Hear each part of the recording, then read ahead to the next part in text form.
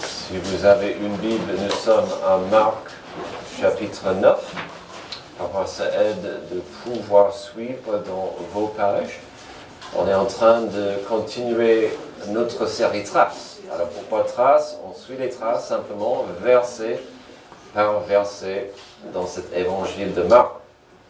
Aujourd'hui, on verra les versets 30 à 41. Je vous rappelle qu'à la fin du message, il y aura un dernier chant. Alors ça, c'est l'appel. Ce chant est destiné à être un moment de pouvoir prier, régler des choses dans votre cœur au besoin, ou avec quelqu'un, si tel est le besoin. Et donc, ça sera à la fin. Ok, donc, si pendant quelques moments, on voulait considérer quelques généralisations d'un être humain. Quelqu'un typique, sans problème de santé évidente, on dirait qu'avec ses capacités physiques, cette personne peut faire ou apprendre à faire certaines choses. Étant bipède, la personne apprendra à marcher, à sauter, à courir. Ceci sera possible en utilisant son système nerveux afin d'engager plusieurs sens. Les yeux, bien sûr, seront importants afin de voir où elle va. Puis, il y a le chemin devant. Donc, c'est utile d'avoir une bonne voie, un bon chemin devant ses pieds aussi. Alors, il faut faire gaffe pendant l'hiver, parce que parfois, c'est glissant, d'accord? Vous comprenez ça? Avec une bonne vision et un chemin correct, il n'y a pas de raison pour quelqu'un de ne pas pouvoir avancer avec ses jambes. Mais, je sors ce mot mais souvent, vous voyez en deux vidéos qui vont tester ou mettre en cause cette idée.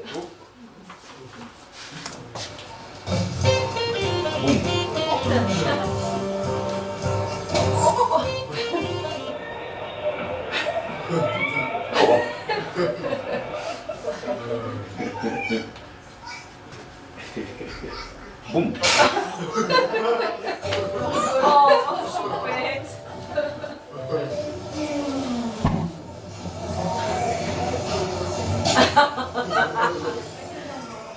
Il n'y a pas que les enfants. Oh,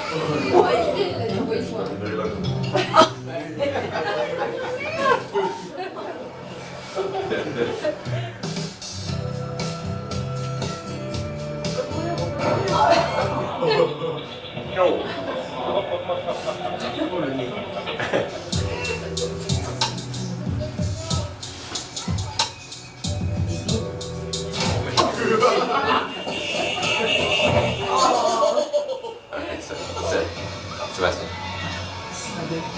À deux.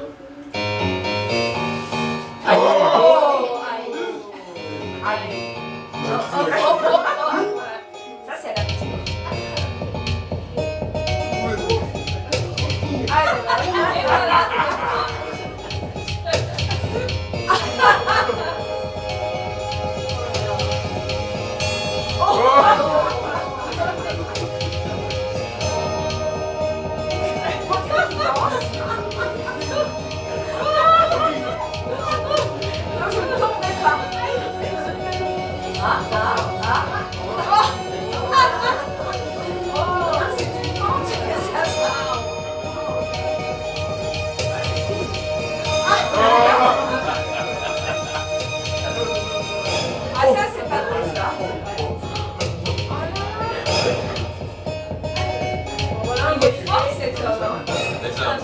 Les hommes.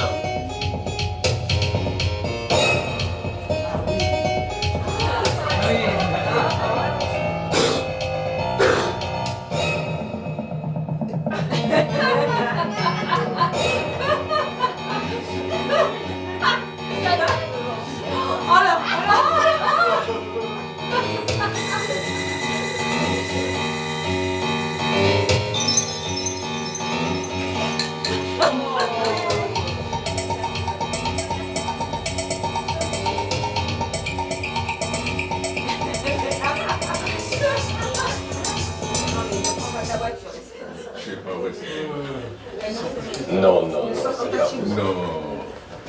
Alors, d'abord, on a vu que la vision, sa perception des choses est importante pour avancer.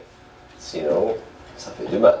Amen. Ensuite, nous avons vu l'importance d'avoir un chemin clair et sans problème, sans obstacle, si on va pouvoir avancer. Alors pour nous, c'était drôle, évidemment, de regarder ces deux vidéos. Mais qu'en était-il pour ces personnes? Pour nous, après les faits, c'est drôle. Pour eux, c'était frustrant. Parce que la perception et la vision des choses étaient embrouillées, le chemin devant n'était pas simple à traverser. Cela nous mène à notre mot du jour, la frustration. À notre vieil ami, la frustration. Dans nos 11 versets d'aujourd'hui, nous verrons 3 circonstances classiques où les disciples, mais pas que eux, l'humanité, vous, moi, tout le monde, aura de la confusion et des difficultés d'avancer. Si quoi? Si on ne peut pas saisir et apprendre certaines choses. Quelles choses? Vous l'avez deviné, des choses liées à une mauvaise perception et compréhension de la réalité spirituelle autour de nous. Cette tension que nous voyons souvent dans la Bible, des choses liées à la réalité que nous vivons sur une terre maudite par le mal, et en même temps, la voix de Dieu nous appelle de prendre la voie de Dieu, son chemin, et souvent cela c'est l'opposé de ce qu'on dirait est correct. Que faire? Donc nous verrons des mots comme tension, frustration, brouillard, puis on verra comment tout cela est lié et confronté au mot sacrifice. Donc vraiment on verra frustration et sacrifice, et comment ils vont frapper les gens dans ce passage. Enfin bref, on aura de la frustration liée à une mécompréhension du sacrifice. Et qui veut vraiment comprendre ce mot sacrifice? Ce n'est pas un mot qu'on veut bien goûter. Commençons avec une des plus grandes mécompréhensions du monde. Même l'histoire, même de notre existence. Dans cette vie, la confusion suivra ceux qui ne comprennent pas l'implication du sacrifice du Sauveur. Verset 30. Ils partirent de là et traversèrent la Galilée. Jésus ne voulait pas qu'on le sache, car il enseignait ses disciples et il leur disait, « Le Fils de l'homme sera livré entre les mains des hommes. Ils le feront mourir, et 3 jours après avoir été mis à mort, il ressuscitera. » Cependant, les disciples ne comprenaient pas ces paroles, et ils avaient peur de l'interroger. Le verset 30 et son contenu est très important et serait facile à rater à première vue. Ici, nous voyons un de ces moments où Jésus insistait à un enseignement que avec ses disciples. Il devait le prendre à part. Ils partirent de là et traversèrent la Galilée. Jésus ne voulait pas qu'on le sache. C'est pourquoi on voit qu'ils sont partis. Si vous n'étiez pas là dimanche dernier, on a vu une histoire, une scène avec pas mal de gens, une petite foule, comme c'était souvent le cas avec Jésus. Et donc ici, Jésus insistait qu'il se glisse discrètement, tous les 13, afin que Jésus ait des moments avec eux sans distraction. Donc vraiment que eux dans la classe avec Jésus le professeur. Avant de voir le contenu, l'importance de ce qu'il avait à dire. S'il vous plaît, ne ratez pas l'importance de ce que nous avons ici. Parfois dans ce monde chargé, dans ce monde fou, Dieu insistera que nous passions du temps avec lui. Amen. Souvent, Dieu aura quelque chose à nous enseigner, à nous partager, mais il faudra qu'on lui écoute. Et pour cela, il faudra que le train-train et la folie du monde soient derrière nous. Mais Dieu ne nous l'obligera pas. Il ne s'arrêterait pas la rotation de la planète pour saisir ton attention. Il veut que ça soit de bon gré de notre part. Que je prenne du temps avec Dieu. Que ça soit à l'Église? Est-ce que le dimanche est consacré à Dieu? Est-ce qu'on peut apprendre et même donner aux autres? Ça peut être la méditation personnelle, dans les moments avec Dieu. Ça peut être dans nos ateliers de l'Église. Pour la réunion de prière, il y a des moments où Dieu veut et peut nous communiquer. Est-ce qu'on est prêt à y être? Imaginez si demain, vous signez une lettre recommandée, c'est une convocation de voir le président de la France, de la République. Et vous dites, ah non, je pense pas, ce date-là ne me convient pas. J'irai pas parce que il y a un match à la télé. Mais c'est le Dieu de l'univers qui aimerait notre attention constamment.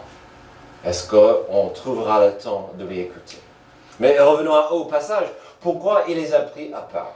Quelle leçon capitale et importante devait Jésus enseigner? C'était l'importance de son sacrifice au verset 31, car il enseignait ses disciples, il leur disait, le Fils de l'homme sera livré entre les mains des hommes, ils le feront mourir, et 3 jours après avoir été mis à mort, il ressuscitera. Ouf, c'est dur ça. Son sacrifice, il a tout fait afin qu'il soit seul, pour que Jésus leur explique la nécessité de son sacrifice à venir. Et sur certains niveaux, le message était clair. Il n'a pas essayé de glorifier ça ou rendre ça plus doux. Il était clair, je dois souffrir. Mon sacrifice est nécessaire. Mais n'ayez pas peur, je gagnerai finalement contre la mort par ma propre résurrection. Même s'il a expliqué en quelques étapes, ces étapes étaient trop pour eux. Arrestation, souffrance, mort, résurrection. Ah, mais non, c'est trop, Jésus. Je veux pas en parler. C'est beaucoup trop. C'est pourquoi on a vu au verset 32, cependant les disciples ne comprenaient pas cette parole et ils avaient peur de l'interroger. Oh, c'est pas une bonne idée ça. Jésus parle de son sacrifice à venir et dans la peur, ils ont fermé la bouche. Il y a des moments pour fermer la bouche et ça, c'était pas le moment. Mais ils ne pouvaient pas. Ils avaient peur de tels mots et leurs implications. Ils avaient peur de la souffrance et la perte des rêves qu'ils avaient pour le futur avec Jésus le Messie. Donc, ils n'ont rien dit. J'ai dit tout à l'heure que son sacrifice reste une des plus grandes mécompréhensions du monde, même de l'histoire, même de notre existence. Ce sacrifice était mal compris pour eux, comme il reste mal compris aujourd'hui pour la plupart de notre planète. Pourquoi son sacrifice était si important et nécessaire? Ça revient bien sûr au mot rédemption et la bonne nouvelle que cela implique.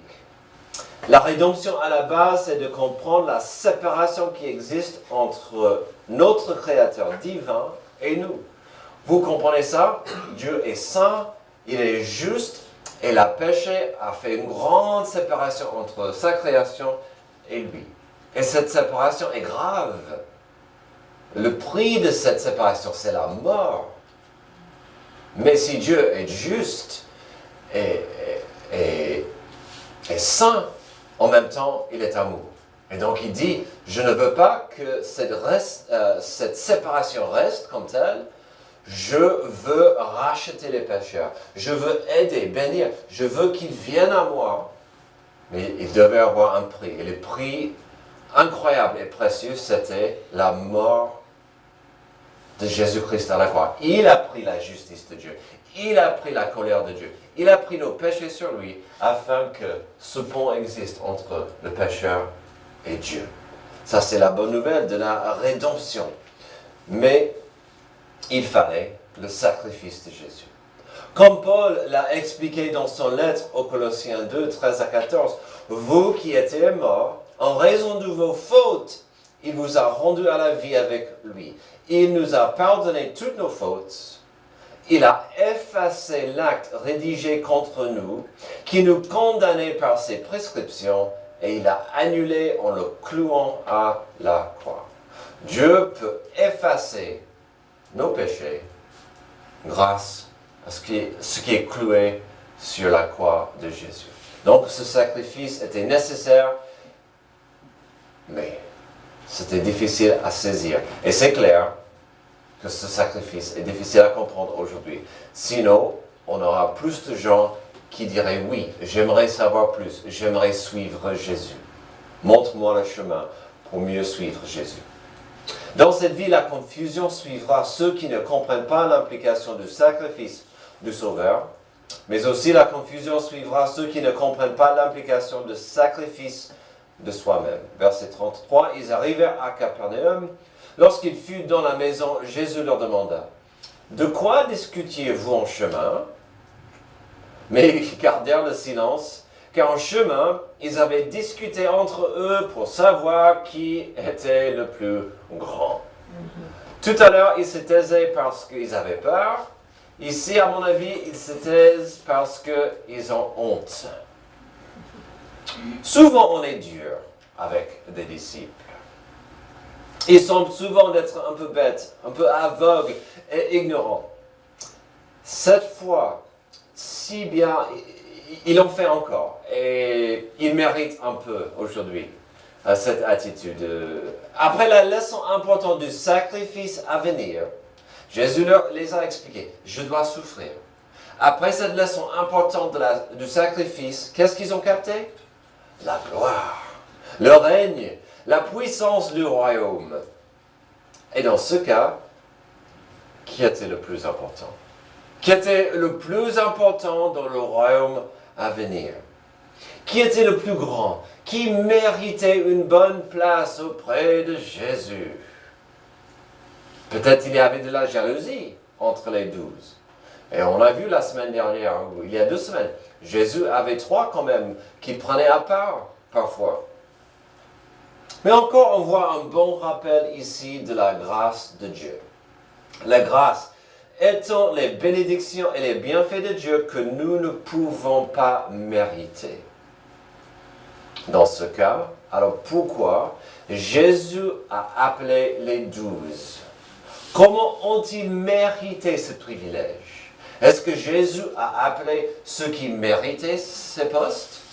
Est-ce qu'il y avait des gens merveilleux, des sages, des orateurs? On ne voit pas pourquoi Jésus a appelé ces 12. Il avait ses raisons, mais ils n'ont pas mérité. C'était la grâce de Jésus. C'était la grâce. Vous ici qui sont les enfants adoptifs de Dieu, comment avez-vous mérité ce privilège? Ah, c'est la même réponse. C'était la grâce de Dieu. On ne peut pas mériter l'amour de Dieu. On ne peut pas mériter la miséricorde de Dieu. On ne peut pas mériter ces choses. C'est sa grâce qui nous comble. On mérite la justice. On mérite la punition. Jésus savait bien le sujet de leur discussion, mais il voulait qu'ils le disent. Dans la honte et l'embarras, ils se taisaient devant lui. Donc il devait encore enseigner une leçon importante. Avant de lire le reste du passage, n'oubliez pas que leur perception des choses était charnelle et humaine. Comme j'ai dit tout au début, ça mène qu'à la frustration sans comprendre l'importance du sacrifice de soi-même, de son ego, de son désir d'être plus important et plus grand et plus merveilleux qu'autrui. Verset 35. Alors, il s'assit, appela les 12 et leur dit, si quelqu'un veut être le premier, oui, dis-moi, qu'est-ce qu'il faut faire? Il sera le dernier de tous et le serviteur de tous. Il prit un petit enfant, le plaça au milieu d'eux et après l'avoir pris dans ses bras, il leur dit, celui qui accueille en mon nom un de ces petits enfants, c'est moi-même qui l'accueille. Et celui qui m'accueille, ce n'est pas moi qui l'accueille, mais celui qui m'a envoyé. Et donc, maintenant, si vous aimez votre prochain, c'est moi que vous aimez. Mais pas que moi, Dieu le Père. C'est profond. Et sa leçon, c'était de prendre un enfant, quelqu'un pas très signifiant. Bien sûr, le choix des mots de Jésus était important, et ce n'était pas au hasard. À cette époque-là, dans cette culture, il y avait 2 mots pour serviteur. Dans le langage originel du Nouveau Testament, il y a diakonos et doulos, 2 mots pour serviteur. Diakonos, ou d'ailleurs, nous avons notre mot diacre dans l'Église aujourd'hui, implique du service volontairement. C'est plus qu'un choix, mais un choix qui cherche l'intérêt des autres. Je veux servir parce que je cherche ton intérêt. Je veux être une bénédiction dans mon service à toi. L'autre mot est doulos. Cela décrit plutôt un esclave ou quelqu'un obligé à servir. Vous n'avez pas besoin de deviner quel mot Jésus a utilisé ici quand il parle de serviteur. Diakonos, un serviteur qui veut bien servir. Le monde insiste qu'il faut monter, grimper et dominer autrui. Ce que Jésus voulait que l'on comprenne, c'est la notion d'être prêt à sacrifier de soi-même par amour pour Dieu et son prochain. C'est pourquoi il a pris un petit dans ses bras. Notre Nouveau Testament était écrit en grec, mais Jésus parlait en araméen. Le mot pour enfant en araméen et le mot pour serviteur, c'est le même. C'est le même mot. Pas mal, hein, pour nos enfants. Hey, serviteur, au boulot. À l'époque, un enfant était la personne la moins importante dans la culture juive et gréco-romaine. En utilisant un enfant comme visuel, Jésus disait que dans ses yeux, dans le royaume de Dieu, il est plus important de se sacrifier son ego par amour et dans le service.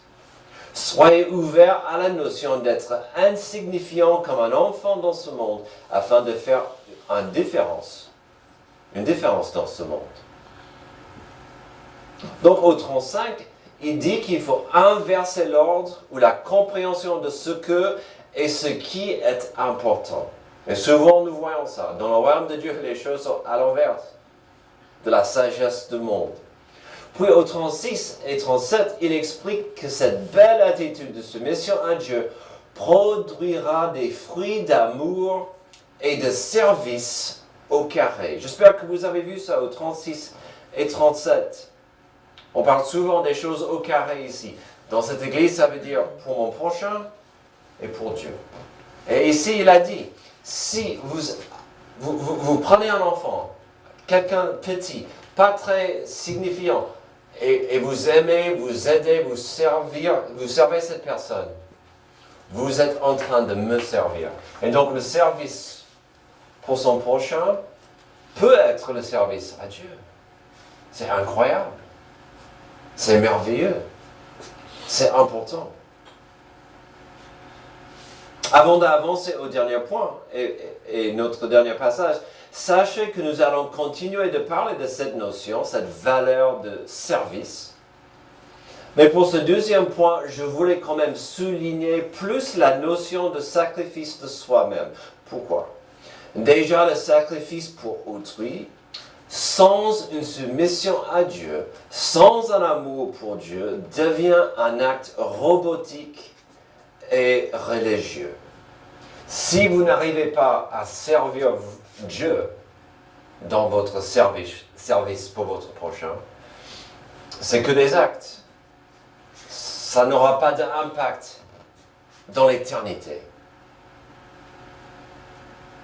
Deuxième, pour la plupart d'entre vous, cette notion de sacrifice de soi-même était soulignée il y a quelques semaines quand nous étions à la fin du chapitre 8 de Marc. L'importance de se renoncer, de se sacrifier pour quelque chose de plus grand que soi. On a vu Marc 8, 34, puis il appela la foule avec ses disciples et leur dit, « si quelqu'un veut être mon disciple, qu'il renonce à lui-même, qu'il se charge de sa croix et qu'il me suive. En effet, celui qui voudra sauver sa vie la perdra, mais celui qui la perdra à cause de moi et de la bonne nouvelle le sauvera. Donc encore nous voyons cette notion de l'inversement de la sagesse du monde. Mais Jésus dit, non, si vous voulez être quelqu'un, vous voulez faire quelque chose pour moi, soyez prêts à renoncer à votre ego, vos désirs, votre désir de marcher sur les autres et commencez à servir. Dans cette vie, la confusion suivra ceux qui ne comprennent pas l'implication du sacrifice du Sauveur, le sacrifice de soi-même. Terminons avec ceux qui ne comprennent pas l'implication du sacrifice, du service au carré. Donc, comme j'ai dit, on a parlé un peu de ça. On va continuer cette idée. Le deuxième point, c'était plus sacrifice de soi-même. Maintenant, on verra le service au carré dans les circonstances plus évidentes et publiques. Verset 38, Jean lui dit, « Maître, nous avons vu quelqu'un chasser des démons en ton nom. Nous l'en avons empêché parce qu'il ne nous suit pas. » Ne l'empêchez pas, répondait Jésus, car personne ne peut faire un miracle en mon nom et aussitôt après dire du mal de moi. En effet, qui n'est pas contre nous est pour nous. Et j'ai suggéré à Amy hier que cette partie-là, c'était parce que les disciples devenaient de plus en plus mal à l'aise, parce que Jésus disait non, fais pas ceci, fais cela. Et ils ont dit, Jésus, on va changer le sujet. Ils ont changé le sujet pour dire, on a arrêté quelqu'un qui chassait les démons en ton nom. Alors, je sais qu'on vient de parler énormément de service, mais on a vu Jésus parle plus de l'attitude nécessaire pour servir, surtout vis-à-vis de notre rang, notre place dans le royaume de Dieu. Maintenant, la discussion va pivoter vers le service pour Dieu et pour autrui dans les lieux et des domaines pratiques. Qu'est-ce que cela implique de servir Dieu et son prochain? Ça semblerait à quoi vraiment dans ce monde? Comment servir Dieu dans des betteraves? Comment servir Dieu à l'école? Comment servir Dieu à Safran? C'est la question. Et donc, ici, on voit cette notion de servir Dieu. La discussion va pivoter vers ce service pour Dieu. Et puis, qui peut le faire? Qui n'aura pas le droit de le faire? Ici, nous avons une scène fascinante, car il y avait quelqu'un qui faisait des actes prodigieux et incroyables au nom de Jésus, mais sans être dans son groupe intime. C'est intéressant. Il ne fait pas partie des 12. Les disciples ne le connaissaient pas, et donc ils avaient du mal à accepter que quelqu'un était en train de chasser les démons dans le nom de Jésus. La réponse de Jésus est intéressante, car quand vous l'étudiez bien, il est en train de dire, mes disciples, mes amis, occupez-vous de vos affaires et ne faites pas de soucis pour les autres. Quelque part, si je peux être honnête avec vous, franc avec vous, quelque part, je peux comprendre leurs soucis. C'est comme les 12 disaient, pourquoi et comment est-ce que ça serait même possible? On ne les connaît pas. Nous avons des règles, nous avons des attentes. Peut-on vraiment laisser des gens faire n'importe quoi dans le nom de Jésus? Ça pourrait terminer mal, Jésus. Ils font des choses dans ton nom. Quelque part, je peux comprendre leurs soucis. Aujourd'hui, c'est mon avis personnel, je trouve personnellement qu'il y a trop de prophètes dans notre monde. Il y a trop d'apôtres dans notre société. Il y a trop de gens qui font un peu de n'importe quoi au nom de Jésus-Christ. Amen. Mais vous savez quoi? La réponse de Jésus à ses disciples était solide et bonne pour eux, c'est solide et ça doit être bon pour moi aussi. Car ce que Jésus leur a dit était assez simple. Il disait qu'éventuellement, on va les connaître par leurs fruits. En fait, en parlant des faux prophètes et aux gens qui prétendent d'être les disciples, il a dit ceci au Matthieu 7. Donc on verra ce que Jésus a dit à ce sujet, mais de l'autre côté. Matthieu 7, 15. Méfiez-vous des prétendus prophètes. Ils viennent à vous en vêtements de brebis, mais au-dedans ce sont les loups voraces. Vous les reconnaîtrez à leurs fruits. Quand ils tondent des raisins sur des ronces, ou des figues sur des chardons, tout bon arbre produit de bons fruits. Mais le mauvais arbre produit de mauvais fruits. Un bon arbre ne peut pas porter de mauvais fruits, ni un mauvais arbre porter de bons fruits.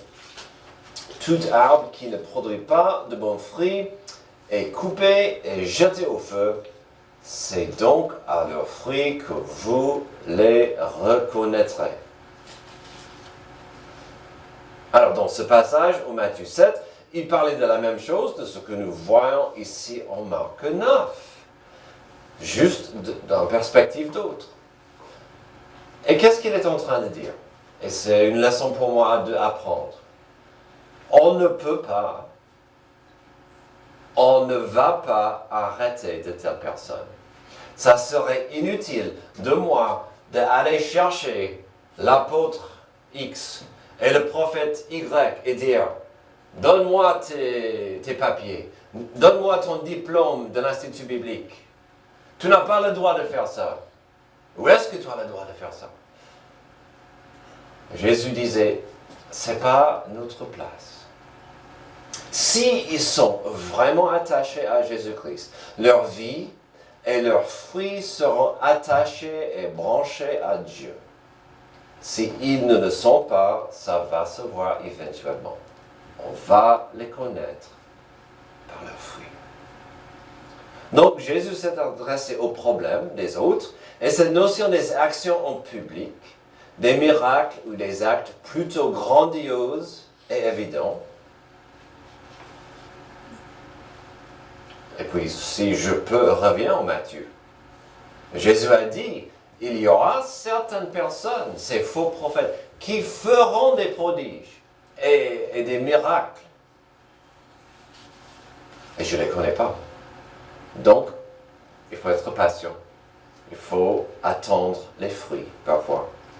Mais finalement, Jésus va revenir à la simplicité du service au carré.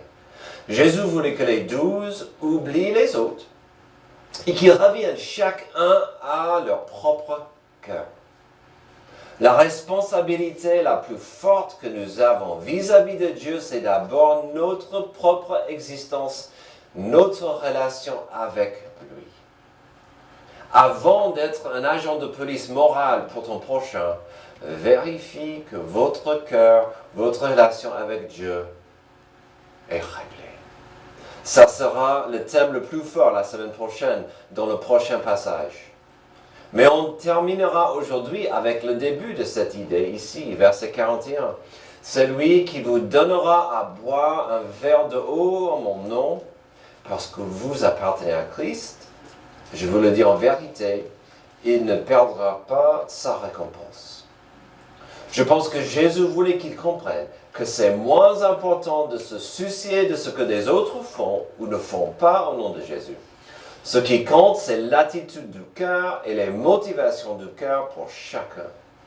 Dans son exemple, il y a du service fait au nom de Jésus. On ne peut pas voir le cœur de la personne qui le fait, mais Dieu le voit bien.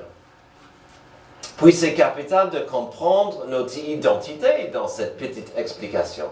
Si quelqu'un me sert dans le nom de Jésus, si j'appartiens à Dieu, Dieu verra ça comme un acte de service à lui-même. C'est ce que Jésus a dit, c'est magnifique. C'est ici où je dois vous rappeler d'une idée importante. Normalement, la phrase que j'utilise souvent contient le verbe donner. Je vais changer donner pour servir. Vous pouvez servir sans aimer, mais vous ne pouvez pas aimer sans servir. Ce n'est pas possible d'aimer sans servir. Le Nouveau Testament est rempli d'exemples et de passages où nous trouvons encore cette notion capitale de nos valeurs au carré. Les choses verticales et horizontales. Et ça va ensemble. Tout à l'heure, avec les ados, on parlait de la notion que la langue, la bouche est liée au cœur. C'est pas la même chose, c'est pas la même valeur, mais cette notion des valeurs au carré est importante. On ne peut pas séparer cette notion d'aimer son prochain et aimer Dieu, servir son prochain, servir Dieu, d'être fidèle à Dieu et à son Église. Mais ça commence avec son amour pour Dieu, sa fidélité à Dieu, son service à Dieu. Et ça va couler à flot autour de nous. Aujourd'hui, dans notre passage, nous avons trouvé plein de confusion. La perspective des disciples n'était pas claire. Ils avaient du mal à trouver leur place à côté de Jésus, car le chemin qu'ils voulaient d'eux n'était pas encore clair selon leurs attentes. Le sacrifice du Sauveur, déjà, était inimaginable. Puis on a vu dans leur ADN se trouver ce même problème que nous avons tous dans le nôtre. Quel problème avons-nous dans notre ADN? La rivalité et la jalousie. Ils allaient continuer de tourner en rond dans un brouillard frustré et fatigué tant qu'ils ne pouvaient pas voir Jésus en tant que roi serviteur. Le Messie qui devait souffrir à leur place afin de les porter dans l'avenir qu'il avait pour eux. Je sais que ces dernières semaines, je cite souvent de passages incroyables d'Ésaïe 53, mais il est aussi applicable pour notre passage du jour, ainsi que pour nos vies aujourd'hui. Si dans cette vie vous êtes perdu, si dans cette vie vous êtes frustré, si vous comprenez mal votre monde, je vous encourage à réorienter votre vision avec celle du Fils de Dieu qui s'intéresse à votre rédemption. Ésaïe 53, verset 4, « Pourtant ce sont nos souffrances qu'il a portées.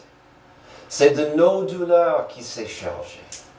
Et nous l'avons considéré comme puni, frappé par Dieu et humilié. Mais lui, il était blessé à cause de nos transgressions, brisé à cause de nos fautes. La punition qui nous donne la paix est tombée sur lui. Et c'est par ses blessures que nous sommes guéris. » C'est un beau passage. Mais il ne faut jamais oublier que ces blessures, cette guérison est d'abord spirituelle, car nos cœurs, avant Jésus-Christ, étaient maudits et brisés dans 1 million de morceaux. Mais grâce à son sacrifice, on a accès à Jésus. La semaine dernière, après le culte, nous avons pratiqué la Sainte Seine. Nous l'avons fait afin de reconnaître et pour se rappeler de sa souffrance, de ses blessures et ses blessures, ses propres blessures, mais aussi ses blessures que vous voyez. Nous avons, dimanche dernier, dit, Dieu soit loué pour son corps brisé, pour son sang versé, qui m'a guéri.